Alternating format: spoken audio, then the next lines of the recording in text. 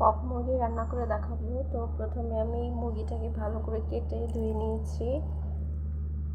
বেশি বড় টুকরা করিনি, কারণ বেশি বড় টুকরা করলে ভেতর মশলাটা ভালো করে যায় না। তো ভালো করে ধুয়ে নিয়েছি। তেল ঢেলে নিচ্ছি।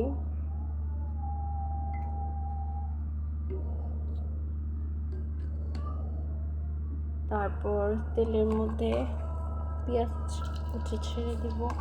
পেঁয়াজ আমি এখানে কমই নিয়েছি, কারণ আমি বেটে দিয়েছি পেঁয়াজ, এই জন্য একটা পেঁয়াজ দিয়ে দিলাম এখানে। আদা বাটা দিয়ে দিব। তারপর রসুন, জিরা, পেঁয়াজ, এলাচ, দারচিনি একসাথে বেটে নিয়েছি। এগুলো একে একে দিয়ে দিব।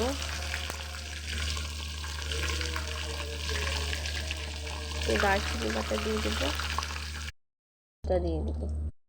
একে একে লবণ দিয়ে দিব স্বাদ মতন।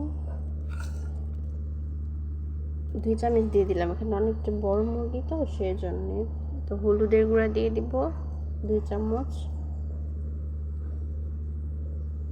তারপর ধনিয়ার গুঁড়া দিব 2 চামচ।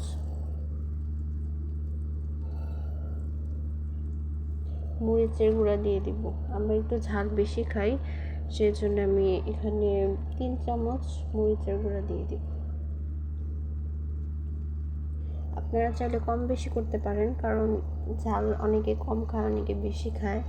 তো যে যেরকম খান সেরকম দিয়ে দেবেন। এখন ভালোভাবে মশলাটা নাড়াচাড়া করে কষিয়ে নিব। এটা কষানো হয়েছে, তেলটা উপরে ভেসে আসছে। তখন আমি আমার যেগুলো মাংসগুলো কেটে রেখেছিলাম ওগুলো সবগুলো দিয়ে দিব।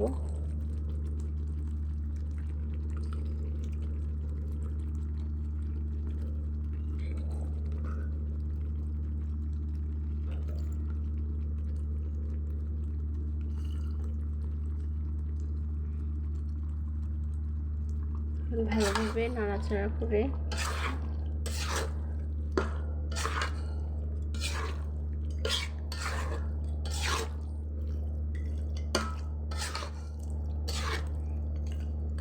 ভালোভাবে নেড়ে ছেড়ে এখন ঢাকনা দিয়ে ঢেকে দিব।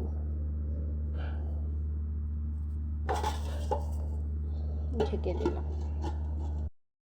সরিয়ে একটু পরপর নাড়াচাড়া করে দিব। আর এটা ভালোভাবে কষাতে হবে, কারণ এটার একটু শক্ত টাইপের থাকে। ফার্মের মুরগিটা নরম, বাট এটা অনেক একটু শক্ত টাইপের থাকে, তাই এটা ভালো করে কষাতে হবে। তো আমরা একটু ঢাকনা উঠিয়ে তারপর একটু পরপর নিয়ে ছেড়ে দিব, যাতে ভালোভাবে কষানো হয় আর মাংসটা যেহেতু ভালোভাবে সিদ্ধ হবে। হয়ে গেছে, দেখেন তেলটা অনেক সুন্দরভাবে উপরে ভেসে উঠেছে। তো এখন আমি আলুগুলো ছেড়ে দেব, কেটে ধুয়ে রেখেছিলাম। তো এগুলো এখন দিয়ে দিব।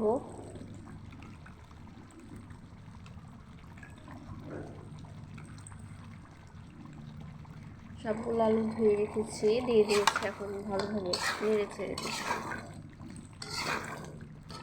নেড়ে ছেড়ে ঢাকনা দিয়ে ঢেকে দিব, আবার কিছুক্ষণ কষিয়ে নিব। পরিমাণ মতো পানি দিয়ে দিব সিদ্ধ হওয়ার জন্য। আলুগুলো সিদ্ধ হয়ে গেছে, আমি কড়াইটা নামিয়ে নিয়েছি চুলা থেকে। দেখেন কত সুন্দর একটা কালার হয়ে গেছে। তো তৈরি হয়ে গেল আমাদের মজাদার মুরগির মাংস ভুনা। আপনারা বাসায় অবশ্যই ট্রাই করবেন। ধন্যবাদ। দেখেন আমি এটা বাটিতে ঢেলে পরিবেশন করেছি, দেখতে কতটা সুন্দর হয়েছে কালার। তো আপনারা অবশ্যই বাসায় ট্রাই করবেন। ধন্যবাদ।